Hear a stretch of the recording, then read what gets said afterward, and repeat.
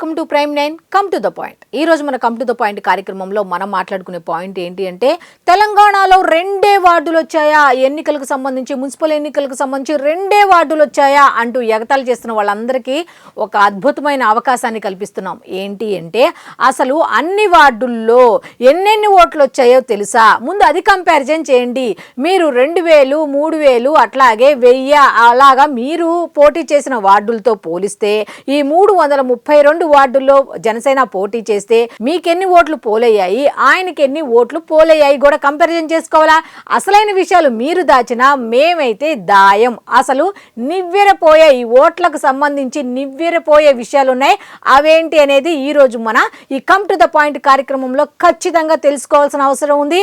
అంతేకాదు ఎవరైతే ఇలా వ్యంగ్యంగా 2 వార్డులేనా అని ఎగతాళి చేశారో వాళ్ళందరికీ కూడా షేర్ చేయాల్సిన అవసరం ఉంది. కాబట్టి మీరు షేర్ చేయండి, ఖచ్చితంగా వాళ్ళకైతే చేరుతుంది.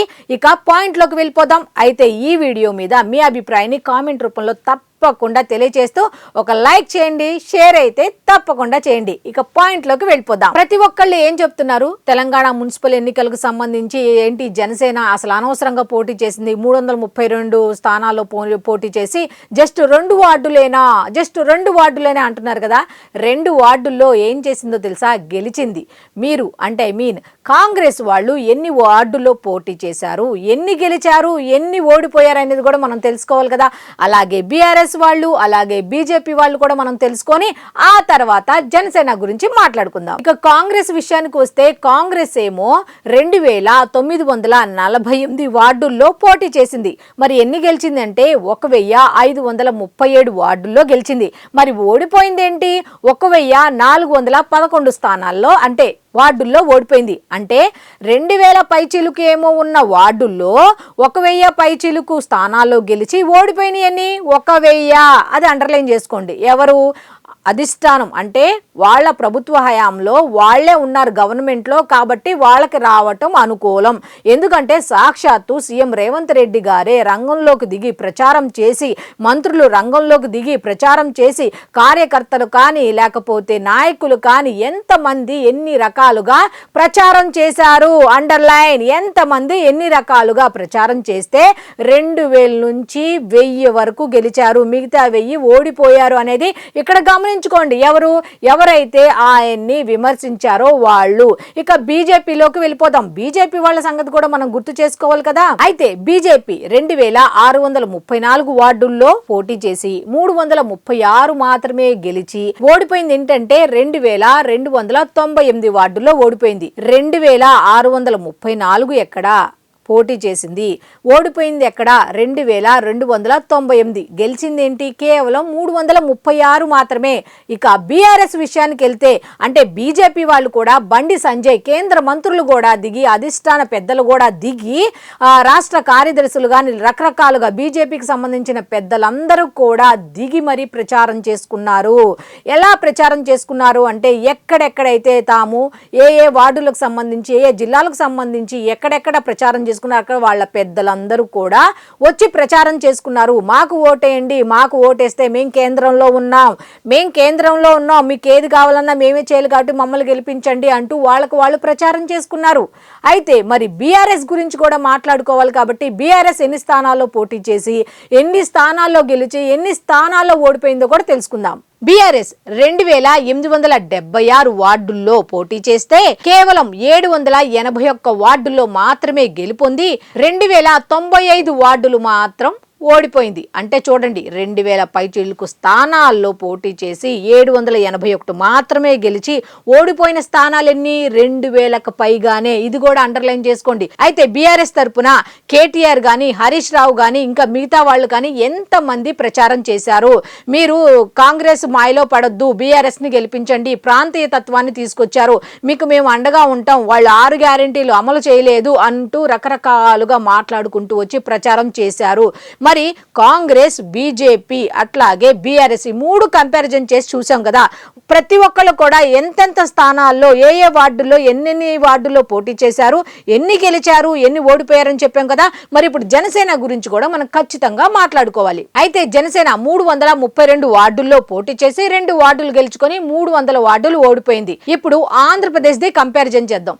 ఆయన అప్పుడు తీసుకున్న సీట్లు 21 తీసుకున్నారు, 21కి 21 గెలిచారు, 100% స్ట్రైక్ రేట్ ఇచ్చారు. అయితే ఇక్కడ ఉన్న ఓవరాల్ గా ఉన్న అన్ని వార్డులు కూడా తీసుకుని పోటీ చేయొచ్చు కదా, అలా పోటీ చేయలేదు. ఎందుకంటే ఆయనకు తెలుసు ఏం తీసుకోవాలి, ఎక్కడ తీసుకోవాలి అన్నది ఆయనకు తెలుసు. కాబట్టి ఎవరైతే ధైర్యంగా ముందుకు వస్తారో, గెలుపు ఓటమి అనేది పక్కన పెట్టి అసలు జస్ట్ మనం ట్రై చేద్దాం, మనం ఏంటి అనేది జనానికి తెలియాలి కదా అని ట్రై చేద్దామని ఎంతమంది వచ్చారో వాళ్ళందరికీ సపోర్ట్ గా ఉన్నారు. గెలుపు ఓటములు పక్కన పెట్టండి, మీరంటూ స్టాండర్డ్ గా నిలబడండి అన్నట్టుగా ఉన్నారు. సో అటువంటి వాళ్ళు 332 మంది వస్తే వాళ్ళని వార్డుల్లో నిలబెడితే 2 స్థానాలు అయితే కైవసం చేసుకున్నారు.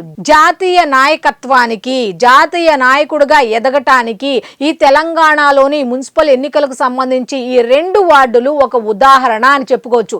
అది నేనన్నది కాదు, ఆయనే ఏమన్నారు ఏంటి అనేది ఒకసారి చూడండి.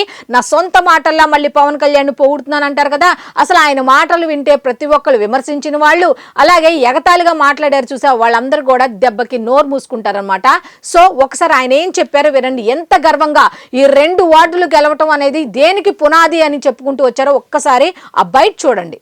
నేను ఎప్పుడు కూడా ఎక్కువ సంఖ్యాబలాన్ని నమ్మను. 1,00,000 మంది 1,00,000 మెదడును కదిలించగలిగే శక్తులను ఒక నమ్ముతాను. లేదంటే 10 మందిని ప్రభావితం చేయగలిగే నాకు ఒక జనసైనికుడు చాలు. 100 మంది వచ్చేసి 1000 మంది వచ్చి దాన్ని ముందుకు తీసుకెళ్ళలేక ఎన్ని ఇబ్బందులు ఉంటాయి. అందుకని నేను ఏంటంటే ఎక్కువ సంఖ్యను నమ్మను. నేను 10 లక్షల మంది వస్తే నేనే నమ్మను. కానీ 10 మంది వచ్చి రోజు ఒక 10 సంవత్సరాల నుంచి అలా నిలబడితే అలాగే ఉంటుంది. తెలంగాణ కూడా ఏంటి ఇప్పుడు ఎందుకు మీకు ఉంది అంటే సిద్ధాంతాల పట్ల ఆదర్శతలు వాళ్ళు కొట్లాడారు. ఈరోజు వచ్చింది చాలా చిన్న చిన్న అన్ని స్థానాల్లో చాలా చిన్నవి కావచ్చు ఆ 2. కానీ ఎప్పుడు కూడా మనం ఒక తల్లి గర్భంలో ఉన్నప్పుడు చిన్న ఒక సెలేమా అదే మల్టిప్లై అవుద్ది. ఇప్పుడు దాకా నిద్రాణమై ఉన్నది, అది లోపల ఉన్నది బయటకు వచ్చింది. ఈరోజు చిన్న కదలికి వచ్చింది, ఒక చిన్న చిగురులాగా మన మొలకలా బయటకు వచ్చింది. కానీ మీరు ఈ భావం ఎంత పెరిగిపోయిందంటే దేశం అంతా, నాందేడ్, మహారాష్ట్ర, లేదంటే తమిళనాడు, కర్ణాటక, ఉడిపి, ఇన్ని ఏరియా ప్రాంతాలకు పిలుస్తున్నారంటే దీన్ని బట్టి మీరు అర్థం చేసుకోవాల్సింది ఏంటంటే మనం మాట్లాడుతున్న భావజాలం చాలా బలమైనది.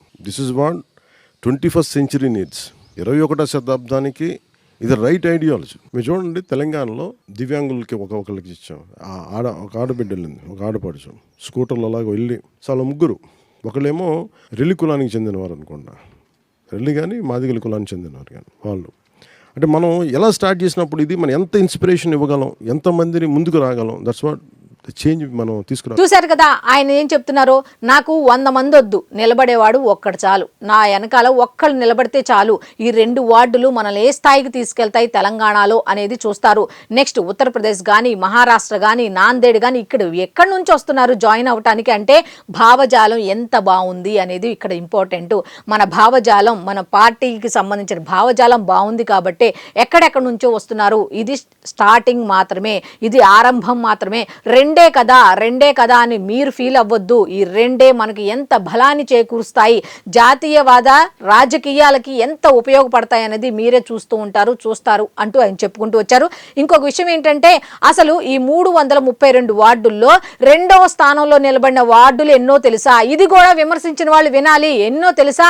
5 వార్డుల్లో 2వ స్థానంలో నిలబడింది, 40 వార్డుల్లో 3వ స్థానంలో నిలబడింది, ఇక 26 వార్డుల్లో 100కి పైగా ఓట్లు వచ్చాయి. తెలుసా, ఒక రకంగా చెప్పాలంటే ఓట్లు కూడా కౌంట్ చేసుకోవాల్సిన పరిస్థితి వచ్చింది. అంటే తెలంగాణలో ఈ జనసేనకు సంబంధించి ప్రజలు ఎంత ఆదరణ చూపిస్తున్నారు అనేది ఈ ఒక్కటి చూసి చెప్పొచ్చు మనం. కేవలం 2 వార్డులే అంటున్న వాళ్ళందరికీ కూడా ఇది దిమ్మ తిరగాల్సిందే. ఎందుకంటే 5 వార్డుల్లో 2వ స్థానంలో నిలబడటం అంటే మాటలా, 2వ స్థానంలో నిలబడడం అంటే మాటలా, 40 వార్డుల్లో 3వ స్థానంలో నిలబడడం అంటే మాటలా? ఒకసారి మీరే జనరల్ గా ఆలోచించండి. ఇప్పుడు ఇందాక మనం పవన్ కళ్యాణ్ గారు చెప్పినట్టు చిన్న బీజం, ఒక చెట్టు ఏ విధంగా అవుతుందో సేమ్ అదే విధంగా తెలంగాణలో మన ఉనికి కూడా పెరుగుతుంది. జనసేనను జనం ఆదరిస్తారు. ఇక్కడ కేవలం తెలంగాణలోనే కాదు, ఈ చుట్టుపక్కల రాష్ట్రాల్లో కూడా ఖచ్చితంగా జనసేనకి ఒక ఆదరణ అయితే ఉంటుంది. అక్కడ ఏ కార్యక్రమం జరిగినా పిలుస్తున్నారు, అక్కడ వాళ్ళు ఇక్కడికి వచ్చి జాయిన్ అవుతున్నారు. కాబట్టి ఆయన చెప్పింది ఒకటే, 100 మంది నాకొద్దు, నిలబడే వాళ్ళు కావాలి, దమ్మున్న వాళ్ళు కావాలి, ధైర్యం ఉన్న వాళ్ళు కావాలి, నిలబడే వాళ్ళు కావాలి. ఓటమి గెలుపు అనేది పక్కన పెట్టి మనం ఉండాలి, మన భావజాలంతో జనసేన పార్టీకి ఉండాలి. జస్ట్ ఫోటో పెడితేనే 2 వార్డులు వచ్చాయి. ఆయన వచ్చి పోటీ చేస్తే ఎన్ని వచ్చాయి ఒకసారి ఆలోచించండి. అయితే ఇక్కడ మనం మాట్లాడుకోవాల్సింది ఏమిటి అంటే, ఆయన ఫోటోకే 2 వార్డులు వచ్చాయి. ఆయన వచ్చి ప్రచారం చేసి ఉంటే ఇంకా ఎంత బాగుండేదని చాలా మంది చెప్పుకుంటున్నారు. వాళ్ళకు ఒక ఆలోచన ఉంటుంది, ఎందుకు ప్రచారం చేయలేదు అనే దాని మీద క్లారిటీ అయితే త్వరలోనే వస్తుంది. ఖచ్చితంగా అయితే 2 వార్డులు ఆయన రాకుండా 2 వార్డులు వచ్చాయి కాబట్టి తెలంగాణలో జనసేనకు ఖచ్చితంగా ఆదరణ ఉంది కాబట్టి ఆ 2 వార్డులు వచ్చాయని చెప్పుకోవచ్చు. ఇక ఓట్ల పరంగా చూస్తే ఇందాక నేను చెప్పినట్టు కూడా ఒకసారి గమనిస్తే ఒక రకంగా చాలా వరకు జనసేన పవన్ కళ్యాణ్ గారు రాకుండా ఆయన ఫోటోకి మాత్రమే ఇంత ఆదరణ లభించింది అంటే ఖచ్చితంగా జాతీయ స్థాయిలో ఆయన నాయకత్వం ఉంటుందని మాత్రం మనం ఖచ్చితంగా చెప్పుకోవచ్చు. సో ఇది ఈనాటి కమ్ టు ద పాయింట్ కార్యక్రమం. మళ్ళీ రేపటి కమ్ టు ద పాయింట్ కార్యక్రమంలో కలుసుకుందాం. అంతవరకు సెలవు, నమస్కారం.